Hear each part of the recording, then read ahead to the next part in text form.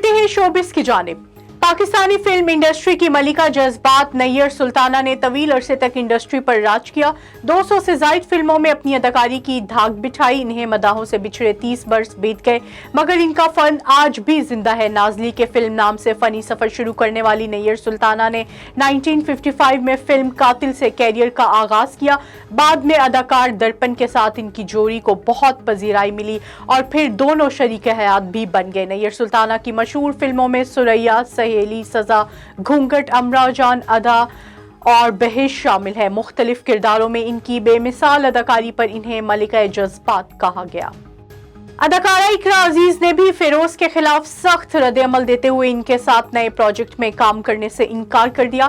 اقرا عزیز نے Instagram post میں لکھا کہ ظلم کے خلاف خاموش رہنا دراصل ظالم کے ساتھ کھڑے رہنے کے برابر ہے۔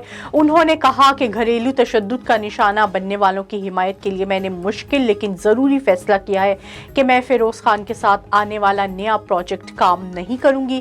اقرا نے مزید کہا کہ میں انصاف کے حصول کے لیے علیزہ سلطان کے ساتھ کھڑی ہوں۔ علیزہ سلطان پر تشدد کی تصدیق ہونے نجی ٹی وی کے ڈرامے خدا اور محبت کی مرکزی اداکارہ اقرا عزیز کا اداکار فیروز خان کے ساتھ آنے والا نیا پروجیکٹ گھریلو تشدد کے باعث رک گیا۔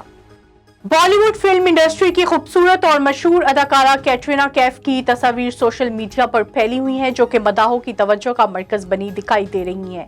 حال ہی میں اداکارہ کیٹرینہ کیف نے اپنے شوہر وکی کوشل کے ہمراہ دیوالی کے موقع پر سوشل میڈیا کی photo and video sharing app Instagram پر کچھ تصاویر پوسٹ کی جنہیں مداحوں کی جانب سے خوب پسند کیا جا رہا ہے۔